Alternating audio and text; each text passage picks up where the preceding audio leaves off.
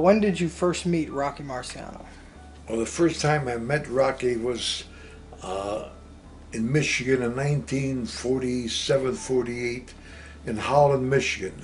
As you know, Holland, Michigan is noted for their tulips, and they have their annual tulip festival every year. And they sponsored Rocky there that one year to, I guess, draw people there other than the tulips. So I went there with my buddies from Kalamazoo, Michigan, where I went to school, Western Michigan, and we met Rocky there. At that time, we kind of took to each other. I'm being Italian and Golden Glove heavyweight, him being a great champion. So we kind of had something in common, and we talked. And I exchanged my number for him. He gave me his home number in Brockton, Mass, and I gave him my home number in Cleveland. And I said, if you ever get in Cleveland, look me up. Not thinking he'd ever would, but as fate would have it, he did come one day in Cleveland because he was sponsoring Tidbits. If you remember those Tidbits, little pork sausages, he was a sponsor for them in Cleveland. So I met him there, and then we got to know each other and gotten with Peter Gravio. We got together. We did a couple of things together. I met Rocky in the early '60s. He used to come to Cleveland, stay with my uncle.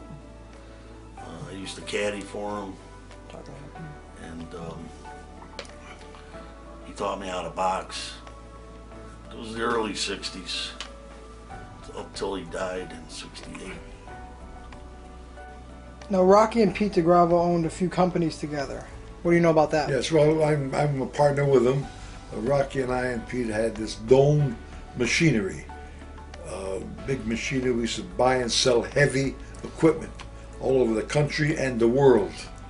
And Rocky liked it. He was a money maker. We made money with it, and we did well. And we also had a nightclub, the Italia Supper Club in Little Italy here, and we did that. And we also had a money business, MDM Investment Company, which we handled money for people. You were with Pete when he picked up the bags at Grossinger's training camp in New York. How did that go? Right. Well, it's a funny thing. Pete used to have Pete was a boxing fanatic himself. In fact, in his gym down a basement, he had heavy bags, speed bags, jumping ropes, and all that sort of stuff. And he used to work out regularly every day.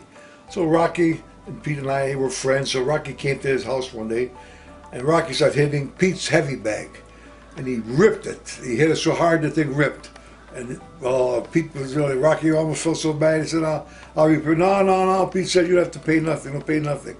So then, as fate would have it, Rocky was retiring, and he brought us up and said, I got something for you. Not knowing what it was, we went there, and Rocky gave Pete his bag because he ripped Pete's bag, and him knowing Pete wouldn't take no money for it. So he gave him that bag, and we were thrilled to death to have it, and we thanked him for it. Now, I understand there's some serious mojo with the big bag.